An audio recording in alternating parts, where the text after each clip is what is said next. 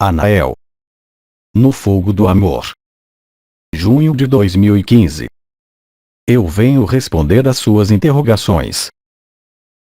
Eu sou Anael, arcanjo.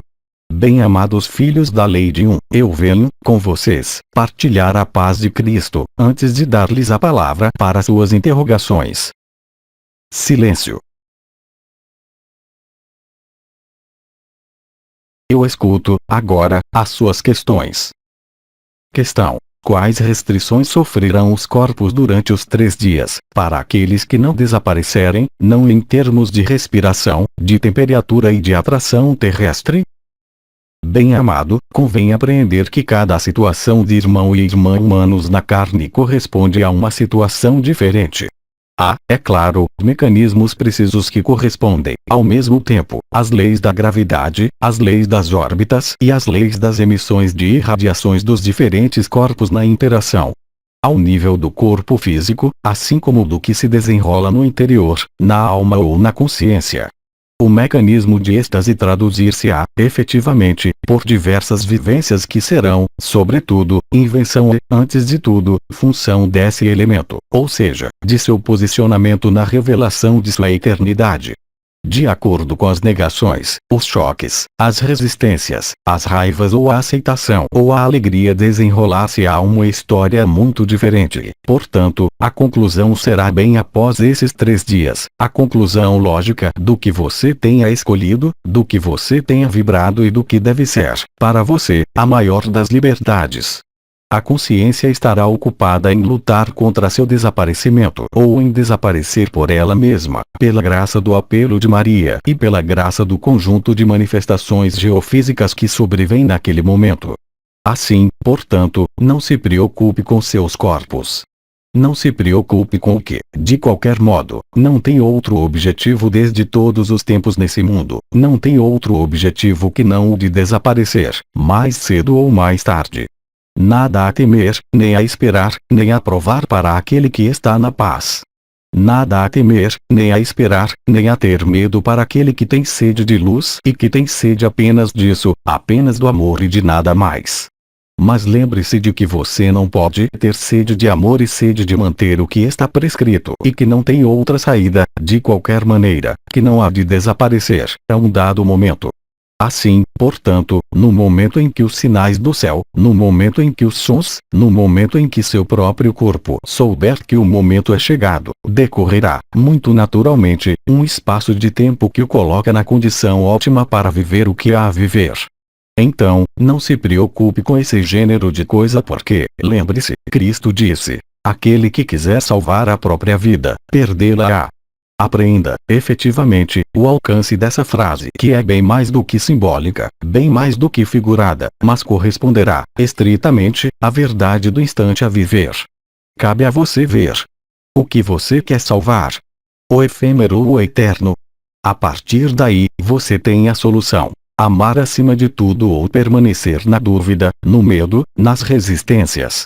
Estejam, no entanto, certos de que cada um de vocês, ao final do apelo de Maria estará, muito exatamente, no lugar que lhe é necessário para viver o que há a viver e não no lugar que tenha projetado, imaginado, esperado em função dos reflexos de sobrevivência ou dos reflexos de preservação de qualquer vantagem que seja desse mundo, porque o amor não conhece privilégio, o amor não conhece elite, o amor conhece apenas o verdadeiro e apenas o coração. O resto não existe. Então, cabe a você ver, cabe a você ir além de todo o preparativo, qualquer que seja, para soltar, mais facilmente, no momento do apelo de Maria. Não se preocupe com outra coisa que não a alegria do instante presente porque, como foi dito, antes de mim, é aí que se encontra a chave essencial do que você é. Não deixe a linearidade desse tempo e as obrigações de sua vida virem perturbar, de maneira alguma, o que se viverá naquele momento e que não dependerá, absolutamente, do que você possa imaginar ou pensar como segurança, mas que dependerá, unicamente, da realidade do amor presente em seu coração. Nenhuma outra circunstância prevalecerá e, sobretudo, uma necessidade de preservar o que quer que seja porque, naquele momento, não haverá qualquer hesitação, nem qualquer tergiversação possível. Haverá, real e concretamente, o amor ou o medo. Nada mais virá perturbá-lo, nenhuma necessidade fisiológica, nenhuma sensação que venha importunar o que você é. Apreenda bem o sentido real e concreto do que eu lhe digo. Cabe a você verificar, por si mesmo, nesses momentos, antes mesmo que eles cheguem, de maneira permanente. Nas experiências que você vive, talvez, já, você é capaz de se esquecer de tudo o que constitui o ilusório, nos momentos em que nós falamos, nos momentos em que você está em meditação, nos momentos em que a própria luz chama você. Nada mais há a encontrar, doravante, sem procurar apenas essa paz definitiva e essa alegria incomensurável do amor. Todo o resto é apenas acessório, ou, mesmo, limitador ao amor.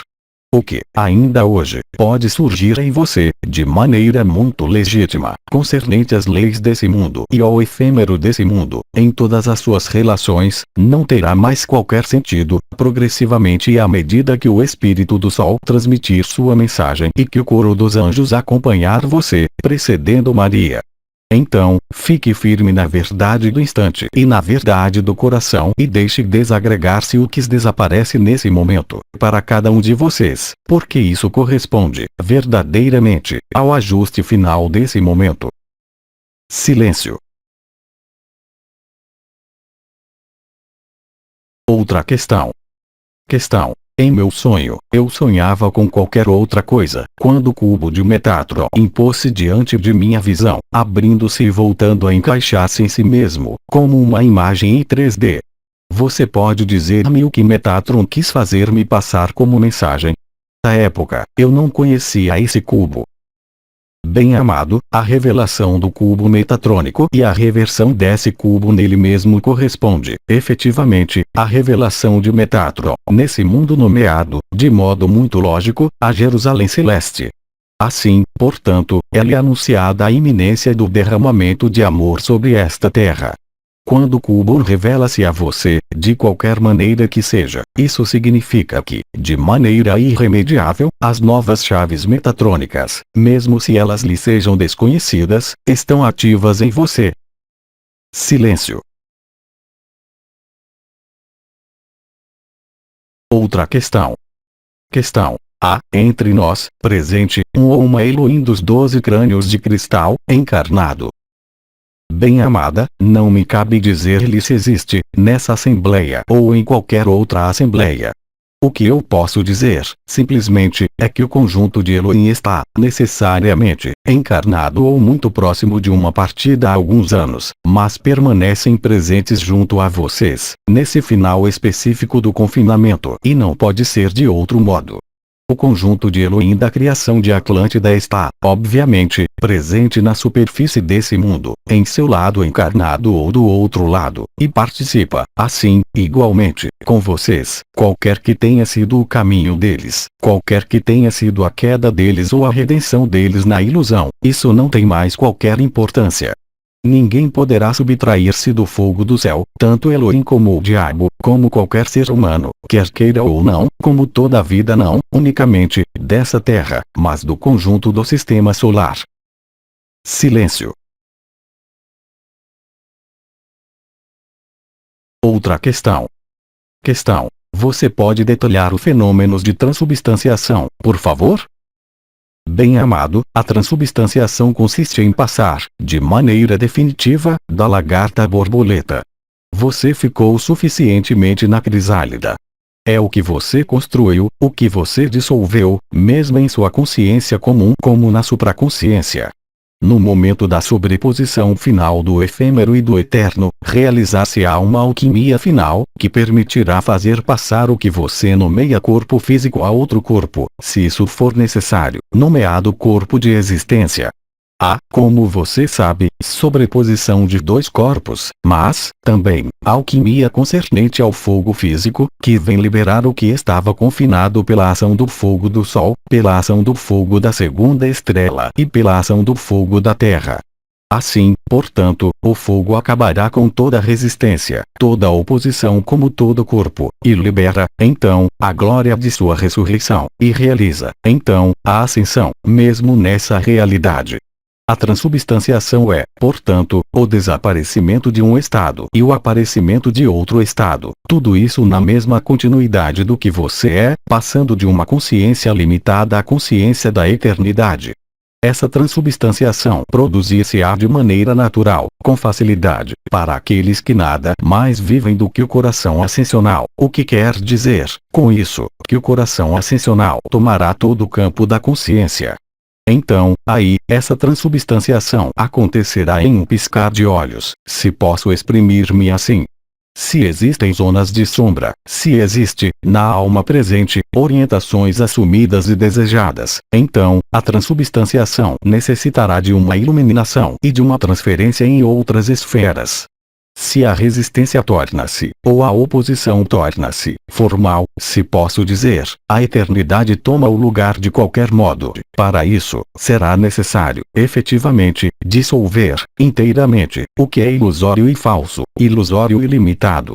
Aí está a ação do fogo do amor, do fogo vibral, em sua globalidade e em sua totalidade. A transubstanciação é, portanto, o desaparecimento de um plano dimensional e o aparecimento em outro plano dimensional, em lugares específicos da Terra, antes, durante ou logo após o apelo de Maria. Isso depende de seu posicionamento na superfície desse mundo em um plano geográfico, independentemente, mesmo, também, do estado de seu coração. Alguns desaparecimentos imediatos ocorrerão, essencialmente, em países nos quais o metal não está cristalizado e nos quais as regras sociais deixaram estabelecer certa forma de liberdade na consciência, quaisquer que sejam as circunstâncias materiais e políticas desse país ou desse solo. Assim, portanto, tudo isso se desenrolará, sensivelmente, ao mesmo tempo. Vocês serão, obviamente, prevenidos, não unicamente pelo apelo de Maria, porque esse instante tocará o conjunto da humanidade. Mas, para aqueles de vocês que percebem e sentem as estruturas vibrais, esse anúncio far-se-á sentir em vocês, de maneira a que não possa ali haver qualquer dúvida sobre a iminência do evento em termos terrestres. Silêncio. Outra questão. O estado de adormecimento que se vive durante a presença do Espírito do Sol e do coro dos anjos é idêntico ao que se viverá durante a êxtase? Sim. Quer você escute, quer você leia, isso produzirá, sensivelmente, a mesma coisa que se produzirá no momento do apelo de Maria. Assim, portanto, você tem, à sua disposição, uma capacidade de ver, aí onde você está, nesse instante, no momento em que você o ouve, no momento em que o lê, no momento em que pensa nisso. Daí decorre, é claro, a maior parte do que se desenrolará a partir do apelo de Maria pronunciado. Silêncio. Outra questão. É preciso respeitar as crenças daqueles que nos deixam, sobretudo, as pessoas idosas, ou é preciso sugerir-lhes alguma coisa ou outra coisa? Bem amada, nesses tempos tão específicos, e esse será o caso cada vez mais, a cada semana de seu tempo, para nada serve iluminar pelas palavras, é tarde demais para isso. Há apenas que iluminar pela benevolência e o amor que emana de você. Você não tem necessidade de qualquer palavra, se não é ser verdadeira e deixar sair o que sai de você, ou seja, o amor. Se eles são acompanhados de palavras, eles virão por si mesmos, independentemente de qualquer consulta ou preparação, o que lhe permite ajustar-se ao mais exato do que lhe demandam o instante presente e o amor em relação a essa relação e a essa transação. O modo o mais evidente, hoje, de manifestar a verdade de seu coração é, certamente, como foi dito, pôr o amor à frente, em qualquer circunstância. Ora, colocar-se a questão do que deve ser dito não é pôr o amor à frente, mas é imaginar o que seria preciso dizer. Imaginar o que seria preciso dizer não corresponde à espontaneidade do amor que deve manifestar-se em qualquer reencontro. Deixe falar seu coração. Deixe jorrar a verdade e deixe sair o verbo. Nada mais é necessário. Silêncio. Questão. Aqueles que não conhecem Maria, como esse apelo será feito para eles? Bem-amada, não é necessário conhecer Maria, uma vez que cada um, mesmo ignorando, reconhecê-la instantaneamente. Não é por acaso que ela é a mãe do céu e de vocês, humanos encarnados na carne, sua mãe, de todos, mesmo daqueles que a ignoram, mesmo daqueles que não a conhecem, mesmo daqueles que a recusam. Não há, portanto, que se colocar questão de reconhecimento, porque isso acontecerá instantaneamente, independentemente da voz, pela reconexão em seu coração do que ela é. Questão: uma forte atração ou um grande amor por uma tempestade tem um significado para a pessoa. Bem-amada, a diferença existe para cada um. Alguns ali veem a beleza, alguns amam a eletricidade dela, outros são subjugados, outros são aterrorizados. É-me impossível determinar, para cada um, a razão, porque ela é diferente a cada vez, mesmo se existam grandes quadros nisso. Assim, eu não vou mais longe na resposta a essa questão, senão é que, como sempre, a modificação dos elementos habituais, tais como você os conhece, a ruptura de equilíbrio, quer seja através de uma tempestade, uma inundação ou outra coisa, remete sempre à sua capacidade para superar seus medos, para estar em acordo consigo mesma e com os elementos, quaisquer que sejam, qualquer que seja a manifestação deles, em seu comum como em seu extraordinário. Questão: quando se está consciente de que, em nós, residem medos, quer eles sejam ligados ao medo da morte ou ao medo da falta, pode-se pedir um tratamento para removê-los ou seria preciso fazer um trabalho pessoal? Bem-amada, não há nem pedido nem trabalho pessoal a fazer. Não é mais tempo disso. Há apenas que ser amor. Se um medo emerge, qualquer que seja, é que não há amor ou há amor condicionado. Isso vai tornar-se cada vez mais simples e cada vez mais aparente. Nenhum trabalho de tipo pessoal, nenhum trabalho em si, assim como nenhum pedido será seguido de sucesso porque só você abre seu coração. Não se trata, aí, de memória, trata-se, simplesmente, de ver o medo ou o amor. Se há medo, falta o amor. Se há amor, não há mais medo. Se há medo, isso quer dizer que o amor não está suficientemente aí. Isso não quer dizer que seja preciso procurar resolver, nem mesmo procurar o amor, mas, bem mais, viver o que é nomeado ser amor, e isso não pode ser realizado em uma pessoa, em uma história, mas, unicamente, no que você é, na eternidade. Nenhuma regra desse mundo pode permitir-lhe viver isso.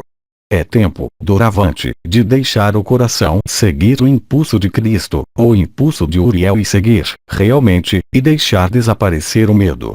A partir do instante em que sua consciência portar-se no medo, devido à presença da luz, você o verá cada vez mais, e quanto mais você o iluminar por uma busca em seu passado, por um pedido, mais ele lhe aparecerá iluminado.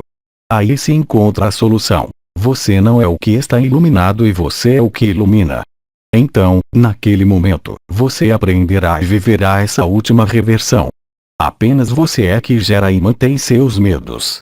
Há apenas você que é o embaraço ao amor. Crer que o amor emergirá, simplesmente, do efêmero, em suas circunstâncias de vida, é um erro. Há apenas que deixar aparecer o que você é, mesmo se isso se ilumine cada vez mais violentamente, não intervenha. Olhe e atravesse esse medos, nada procure compreender, nada procure resolver, nada pergunte, mas torne-se, realmente, o que você é. Não há alternativas, isso se verá cada vez mais, quer isso seja resolvido ou resista. Nenhuma pessoa pode abrir o seu coração. Nenhum ser pode passar em seu lugar. Nenhuma técnica liberará você. Existem, efetivamente, ferramentas e técnicas que vão aproximá-la dessa iluminação específica, com uma acuidade, uma intensidade sempre, talvez, mais incômoda para a pessoa, mas que representa apenas a instalação do amor. Então, você quer instalar-se no que você é ou quer continuar a nutrir, de um modo ou de outro, o que você nomeia o medo? Porque, assim que você identifica um medo, assim que você o vê, é o amor que o ilumina. Então, aceite ser amor e você verá que tudo que é história, tudo que é sofrimento, tudo que passou não terá mais razão de ser. Se a iluminação do amor leva a sentir o medo da morte ou da falta, é que, ainda, o amor mostra-lhe que você está inscrita em uma pessoa e não na eternidade. Nada há de que se desembaraçar, nada a combater. Há apenas, efetivamente, que estar na simplicidade do amor, ter confiança, não em si, não, mesmo, em sua eternidade, mas, bem mais, na realidade do amor e na realidade da graça. Não haverá mais outra escapatória, e você vai dar-se conta disso, cada vez mais rapidamente. A partir do instante em que o que pode restar do que você nomeia medo, qualquer que seja, você constatará que ele será cada vez mais evidente. Então, nada procure, não lute. Você não é ele. Você é bem mais do que ele. Mas como você quer ver o amor se dá o mínimo crédito aos seus medos, às suas memórias, à sua história, ao seu passado ou, ainda, à sua presença do ego. Veja, real e concretamente, sem julgar, como foi dito, sem culpa, sem procurar, mas aproveite, justamente, da iluminação pelo amor dessas últimas coisas que a perturbam, de uma maneira ou de outra, contente-se em atravessá-las. Deixe-as aparecer com toda a cuidade. Você é luz ou você é seus medos? Como você quer expulsar o medo, sobretudo, neste período no qual ele se ilumina, cada vez mais? É preciso apoiar-se, se posso dizer, em outra coisa que não o que você conhece. Aceite o desconhecido porque, se você não aceita o desconhecido, isso mostra, de um modo ou de outro, que você se segura na ilusão. Não pode, ali, haver ilusão e amor.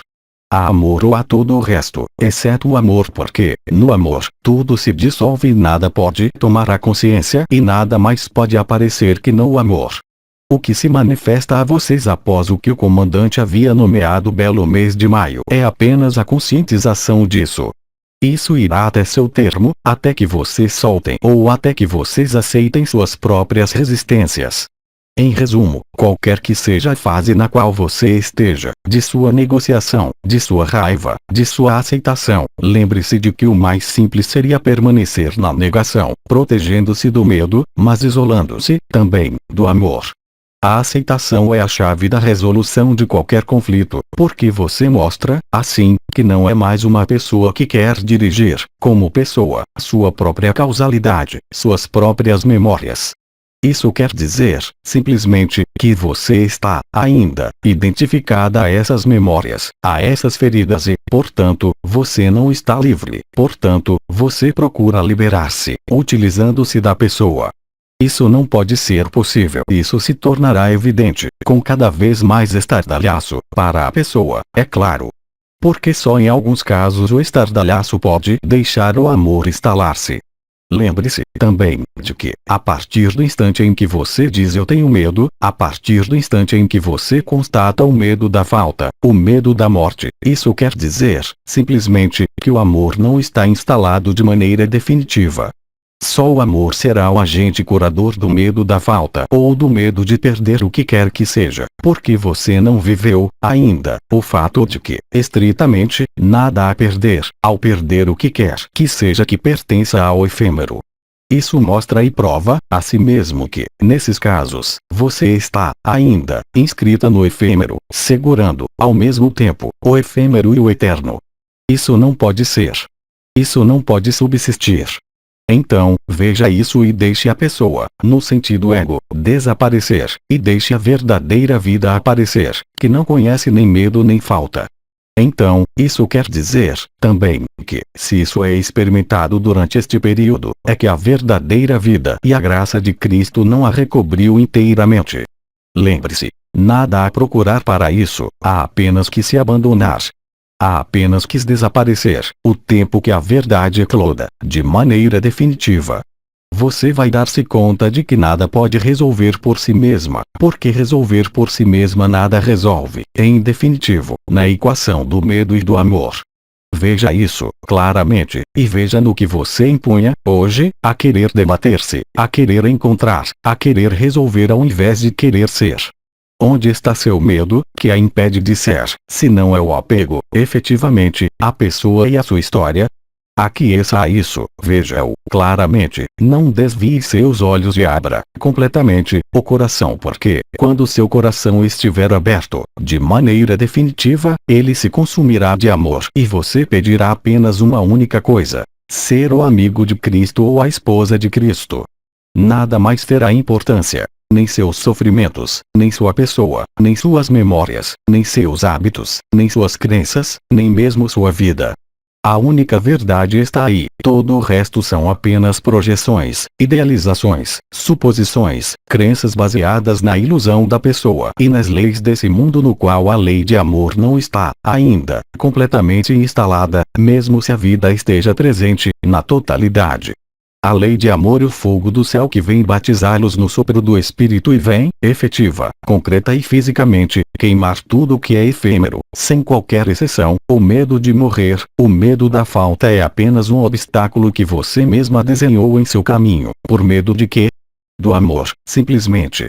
O medo da morte, o medo da falta são, em definitivo, apenas o medo da liberdade, o medo da autonomia, e mostra, com isso mesmo, o peso que você atribui à sua pessoa e o peso que você atribui ao amor que você é, em verdade.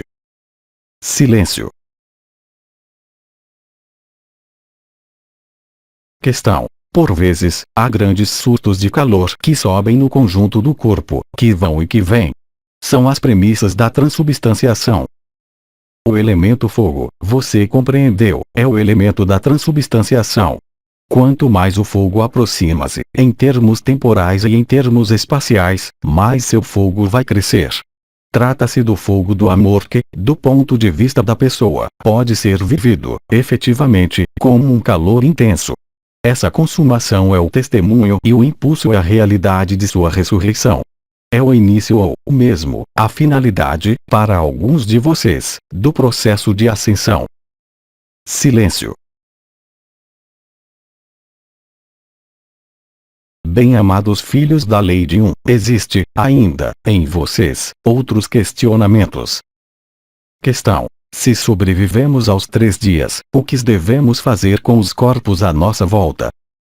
Bem-amada, quem disse que restariam corpos? Em todo caso, para aqueles que viveriam, realmente, a êxtase. A êxtase termina, mais cedo ou mais tarde, não é? Não haverá cadáver, no sentido em que você entende. Haverá outras coisas a viver do que pensar em termos de enterros ou de limpeza.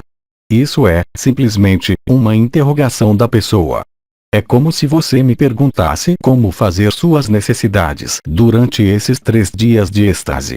As condições de vida, naquele momento, durante a êxtase, será o que poderia ser exprimido como encantamento. Nesse encantamento não há lugar para as necessidades comuns, as necessidades fisiológicas ou as necessidades da pessoa, porque elas não existirão mais, durante esse tempo, dando a você uma consciência total do que é o amor.